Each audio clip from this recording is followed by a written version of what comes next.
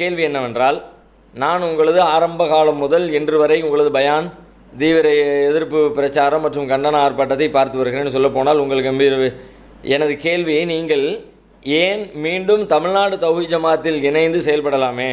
உங்கள் மீது சுமத்தப்பட்ட பழி உண்மையா பொய்யா என்பது அல்லாஹ்வுக்கு மட்டுமே தெரியும். எனவே நீங்கள் டிஎன்டிஜேயில் பணியாற்றலாமே, கொள்கையால் அனைவரும் ஒன்றுபட்டு செயல்படலாமே அல்தாஃபி அவர்களே அப்படின்னு சொல்லி கேட்டிருக்கிறாரு.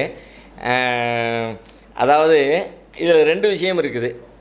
முதல்ல என்னென்னு கேட்டால், இந்த ஒன்றா சேர்ந்து செய்கிறதுன்னு இருக்குல்ல, ஆரம்பத்தில் நான் இருந்த நிலையிலிருந்து அதில் அந்த கருத்து ரீதியாகவே கொள்கை ரீதியாகவே முரண்பட்டு வந்துட்டோம். ஒன்றா சேருதல் அமைப்புகள், அந்த இஸ்லாமிய அமைப்புகள் முஸ்லீம் அமைப்புகள்லாம் இருக்கிறாங்கல்ல, ஒரே அமைப்பாக திரண்டு ஒரே அணியில் ஒரே குடையின் கீழ் அப்படின்னு சொல்கிற அந்த கான்செப்டில் ஏற்கனவே இருந்தோம். ஒன்று தான், ஒன்றுக்கு மேலே இருக்கக்கூடாது, மற்ற யாரும் உருப்படி இல்லை, வேறு யார் பின்னாடி மக்கள் போகக்கூடாது அப்படிங்கிற மாதிரி ஒன்றை விட்டால் வேறு எதையும் தேடி போக வேண்டிய அவசியம் கிடையாதுன்னு சொல்லிட்டு.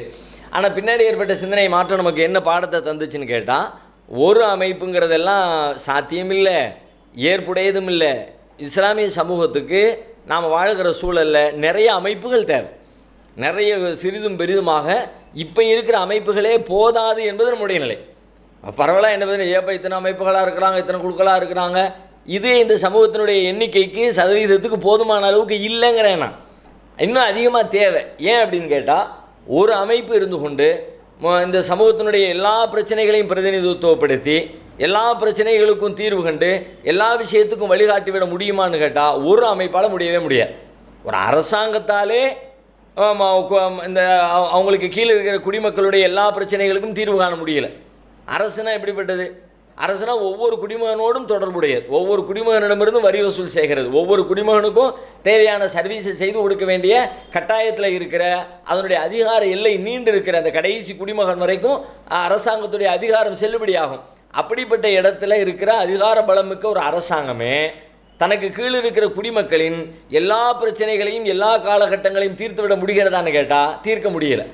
அது என்ன பண்ணுதுன்னு கேட்டால், அரசின் வட்டத்துக்கு வெளியில் இருக்கிற அரசு சாராத அமைப்புகளுடைய உதவிகளை கேட்குறாங்க. இப்படி ஒரு பிரச்சனை வந்திருக்குது, இதை தீர்வு காண முடியலை, நீங்கள் ஹெல்ப் பண்ணுங்கள், அமைப்புகள் வந்து உதவி செய்யுங்க, நீங்கள் களப்பணியாற்றுங்க என்றெல்லாம் மக்களை கூப்பிட்டு அமைப்புகளை கூப்பிட்டு அரசாங்கம் ஒரு உதவியை கேட்டு இன்னும் நிறைய டீம் சேர்ந்தா தான் இந்த பிரச்சனைக்கு தீர்வு காண முடியும்னு அரசே நினைக்கிறது என்று சொன்னால், ஒரு சமூகத்தினுடைய மொத்த பிரச்சனைகளை இங்கே இருக்கிற ஒரு 10% பேரோ இல்லை 5% பேரோ அல்லது ஒரு 20% பேரோ ஆதரிக்கிற ஒரு அமைப்பு இருந்து கொண்டு மக்களின் சமூக பிரச்சனைகள் அனைத்திற்கும் தீர்வு கண்டுவிட முடியும் என்று சொல்லுவது அது ஒரு மூட நம்பிக்கையாக தான் இருக்கும்.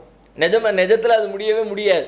அல்லது சும்மா அதை நம்புகிற மக்களை ஏமாற்றுகிற ஒரு பெருமை பேச்சாக இருக்குமே தவிர உண்மையில் அது சாத்தியமில்லை. அதனால் நிறைய அமைப்புகள் இருந்தால் தான் இந்த சமூகத்தினுடைய நிறைய தேவைகளுக்கு ஒவ்வொருத்தரும் ஒவ்வொரு வகையான வேலைகளை எடுத்து முன்னெடுத்து செய்ய முடியும். எவ்வளோ வேலைகள் இருக்குது தானே. ஆமாம், எல்லாத்தையும் ஆரோக்கியம்னாலும் அந்த அமைப்பு தான், மார்க்க ரீதியான விஷயங்களும் அதுதான், சமூக வழிகாட்டலும் அதுதான், பிள்ளைங்க படிக்கிறத பற்றியான முன்னேற்பாடுகளை கற்றுக் கொடுக்குறதும் அதுதான், எதை எடுத்து போத்தா சமூக போராட்டம்னாலும் அதுதான். எல்லாமே ஒரு குறிப்பிட்ட அமைப்பே எல்லாம் செய்யணும் அப்படின்னா எவ்வளவு செஞ்சிட முடியும்? எல்லாத்துலேயும் அறகுறையாக தான் இருக்க முடியும். ஏதாவது ஒன்றையோ ரெண்டையோ எடுத்துக்கொண்டு இதுதான் இதில் மக்களை முன்னேற்றணும், இதில் மக்களை வந்து எல்லாத்தையும் செய்யலாம், சும்மா பேருக்கு ஒரு தேவைக்கு அல்லது வாய்ப்பு கிடைக்கிற பொழுது செய்கிறதுங்கிறது வேறு. ஆனால் ஒரு இலக்காக கொண்டு சமூக முன்னேற்றத்தை மையமாக கொண்டு செயல்படணும்னா எல்லா அஜெண்டாக்களையும் எடுத்து செய்ய முடியாது, ஒன்றோ இரண்டோ மட்டும்தான் சாத்தியப்படும். அப்போ ஒரு இந்த சமூகத்துக்கு ஒரு 1-2 பிரச்சனையாக இருக்குது, நூற்றுக்கணக்கான பிரச்சனைகள் இருக்குல்ல. அப்போ நூற்றுக்கணக்கான பிரச்சனைகளை பிரதிநிதித்துவப்படுத்துகிற நூற்றுக்கணக்கான அமைப்புகள் தேவை.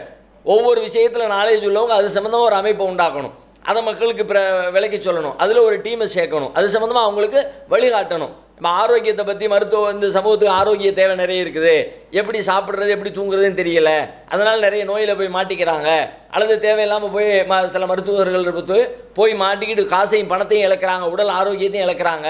இன்னென்ன காரியங்களையெல்லாம் செஞ்சால் அவங்க தங்களை ஆரோக்கியத்தை பாதுகாத்து கொள்ள முடியும், இப்படி தங்களுடைய பொருளாதார செலவை மருத்துவ செலவுகளை குறைக்க முடியும்னு ஒருத்தருக்கு ஒரு நாலேஜ் இருக்குன்னு வச்சுக்குவோம்.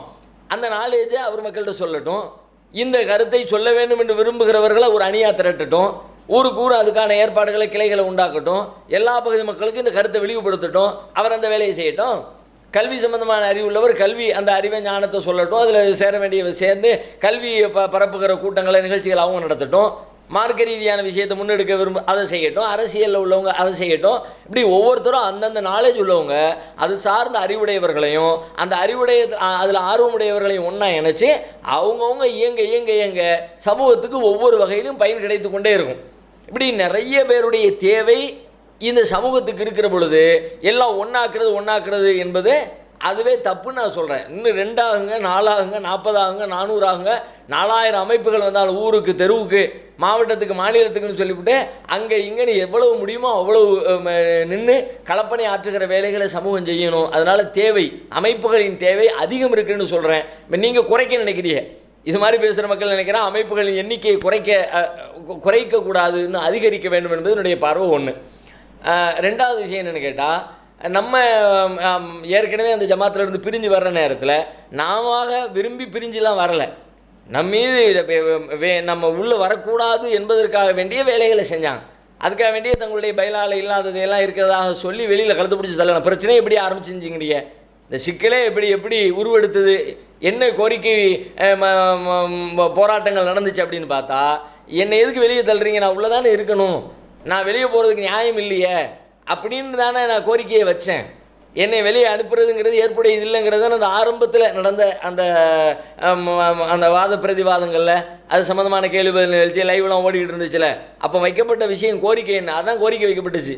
ஆனாலும் வந்துடவே கூடாது அப்படின்னு நினச்சவங்க ஏன் நினச்சாங்க, எதுக்கு நினச்சாங்கன்னு அது உள்ளுக்குள்ளே அவங்களுடைய கல்புக்குள்ளே உள்ள விஷயத்தை பேசுறதுக்கு நம்ம வரல, எதுக்கு நினச்சாங்களோ. ஆனாலும் அப்படி நினச்சி அதுக்காக செயல் திட்டங்களை வடிவமைச்சவங்க உள்ளே வந்துடக்கூடாதுன்னு சொல்லிட்டு சில வேலைகளை செஞ்சு வெளியே தள்ளி விட்டாங்க. நாம் சேர்ந்து தான் இருக்க நினச்சோம். அப்போ இந்த சேர்ந்திருத்தல் அப்படிங்கிறதுல போய் சேர்றதுன்னு வச்சுக்குவோமே, சேர்றதுனா ஒரு ஆள் விரும்பினா முடியாத, சேர விரும்புகிறவர் போய் நான் சேர்றேன்னு சொன்னால் சேர்த்துக்க விரும்புகிற ஆள் சேர்த்துக்கணும்ல, அப்போ தானே அது சாத்தியம். அதனால் அந்த மாதிரியான நிலையை அவங்க சேர்த்துக்க விரும்பாமல் தான் வெளியே தள்ளுனாங்க. பிறகு நீங்கள் சேரலாமேனா எப்படி சேர்றது, நான் சேர்றேன்னு தான் வந்தேன், அப்படி தான் நான் லைவ் போட்டேன், அப்படி தான் உட்காந்து பேசினேன், அதான் நான் கோரிக்கை வச்சேன், என்னை தள்ளி விடுறதில்லை, எந்த நியாயமும் இல்லையேன்னு கேள்வி கேட்டேன். ஆனாலும் எதுக்கும் பதில் சொல்லாமல் காதை இருக்க மூடிக்கிட்டு தள்ளி விட்டாச்சு, இனிமேல் உள்ளுக்குள்ளே கதவை சாத்தியாச்சு, இனிமேலாம் வேலை கிடையாதுன்னு சொல்லி அப்படி தானே செஞ்சாங்க. அதனால் மீண்டும் அந்த மாதிரியான சூழலை நோக்கி சிந்திப்பது என்பது அறிவுடையதாக இருக்காது. அது கடந்த காலத்தினுடைய நிலை. தற்காலத்தில் இன்னும் அமைப்புகள் தேவைன்னு சொன்னதுக்கு பிறகு அது சுத்தமாக அந்த வாசலை மீண்டும் ஒன்றை அழித்து இன்னொன்றுக்குள்ளே இணைந்து ஒன்றாக இணைதல்ங்கிறது அவசியமற்றது. நிறைய அமைப்புகள் தேவைப்படுற நேரத்தில் இன்னும் 4 அமைப்புகளை உண்டாக்குவோமே தவிர அதை விட்டுவிட்டு இருக்கிறத சுருக்கி ஒன்றாக்குதல், 2ஐ ஒன்றாக்குதல், 4ஐ 2ஆக்குதல் அப்படிங்கிற அந்த கான்செப்ட் நமக்கு தேவையில்லை என்பது தான் தற்போதைய நம்முடைய நிலை. ஆனால் அதில் இன்னொரு விஷயம் கவனிக்கணும். இதில் உள்ள முக்கியமான இன்னொரு அம்சம் என்னென்னு கேட்டால், இப்போ மக்கள் வெறுக்கிற அல்லது எல்லாம் ஒன்றுபடணும் என்று மக்கள் கோரிக்கை வைப்பதனுடைய பின்னணியில் இருக்கிற ஒரு முக்கியமான அம்சத்தை இவ்வாறு உருவாகிற அமைப்புகள் புரிஞ்சுக்கணும். என்ன புரிஞ்சுக்கணும்னா, அவரவர் வேலையை செய்யுங்க. தன்னை நிலைநிறுத்திக் கொள்வதற்காக, தன் அமைப்பை வளர்ப்பதற்காக பிற அமைப்பினர் மீது புழுதி வாரி தூற்றுவது, அவர்களை இழிவாக பேசுவது, வாய்ப்பு கிடைக்கிற தருணங்களையெல்லாம் அவங்களாம் மட்டும் நாங்கள் தான் ரொம்ப பரிசுத்தம். கடந்த காலத்தில் உள்ள பிரச்சனை அதுதான். அந்த பிரச்சனை இருந்துச்சுன்னா அமைப்புகள் உண்டாகிறதுனால சமுதாயத்துக்கு நன்மை இல்லை, கேடு. நன்மைகளை விட கேடு அதிகமாக போயிடும். ஒரே சண்டை போட்டுக்கிட்டு, பிரிவினவாதம் பேசிக்கிட்டு, வெறுப்பை வளர்த்துக்கிட்டு, சகோதரத்துவத்தை கெடுத்துக்கிட்டு, நீ வேறு அமைப்பு, நான் வேறு அமைப்பு, உனக்கு நான் சலான் சொல்ல மாட்டேன், உன் வீட்டு கல்யாணத்தில் பங்கெடுக்க மாட்டேன், உன் மௌத்தில் தொழுகையில் நிற்க மாட்டேன் அப்படிங்கிற அளவுக்கு எல்லை மீறி போய்கிட்டு அதுதான் ஆபத்து. அதை தவிர்க்கிறதுக்கு இஸ்லாமிய போதனைகள் அவசியம். இப்போ இயக்கத்தை பற்றி நிறைய பேசணும், நிறைய போதனைகள், நிறைய வழிகாட்டுதல் ஓடுது. ஆனால் இஸ்லாத்தை பேசுகிறதுக்கு இஸ்லாம் சொல்லுகிற அன்பை, சகோதரத்துவத்தை, வெறுப்பற்ற நிலையை அதை பேசுவதற்கு ஆட்கள் கம்மியாக இருக்கிறாங்க. அதை பேசி உருவாகிற அமைப்புகள் சகோதரத்துவத்தை பேணுகிற அமைப்புகளாக உருவாகின்ற அமைப்புகள் இஸ்லாத்தினுடைய மாண்புகளை தங்களுடைய வாழ்வில் கடைபிடிக்கிற இயக்க மாண்புகளை கடைபிடிக்கிறாங்களோ இல்லை இயக்கத்தை வளர்க்குறீங்கன்னு அதெல்லாம் செஞ்சுறாங்க. ஆனால் இஸ்லாம் அங்கே பேணப்படுகிறதா? ரசூலுல்லாஹ் அதனால் சொன்னா, லா தஹாசது வலா தபாகலு வலா ததாபரு வகூனு இபாதல்லாஹி இஹ்வானா. ஒருவருக்கொருவர் பொறாமை கொள்ளாதீர்கள், பிணங்கி கொள்ளாதீர்கள், சண்டையிட்டு கொள்ளாதீர்கள், அல்லாஹ்வின் அடியார்களே சகோதரர்களாக இருங்க. இந்த சகோதரத்துவம் கடைபிடிக்கணும்.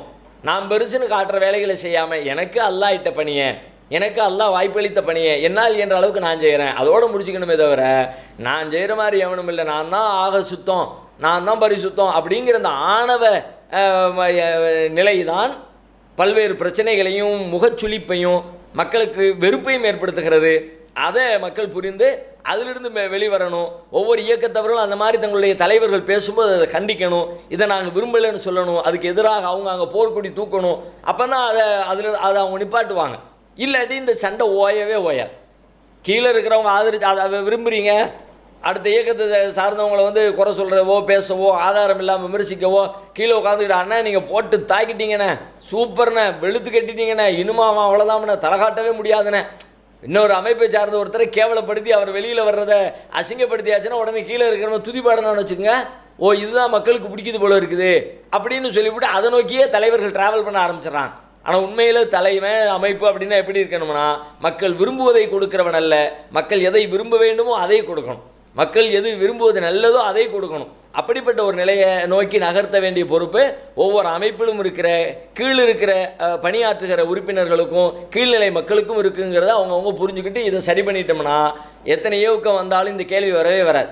இப்போ இந்த கேள்வி வர்றதுக்கான காரணம் உள்ளுக்குள்ளே போட்டு கொண்டிருக்கிற இந்த குழாயடி சண்டை தான் காரணம். அந்த சண்டைகள் ஒழிந்தால் சமூகம் இந்த அமைப்புகளால் மகிழ்ச்சி அடையும், நிம்மதி அடையும், பயனடையும்.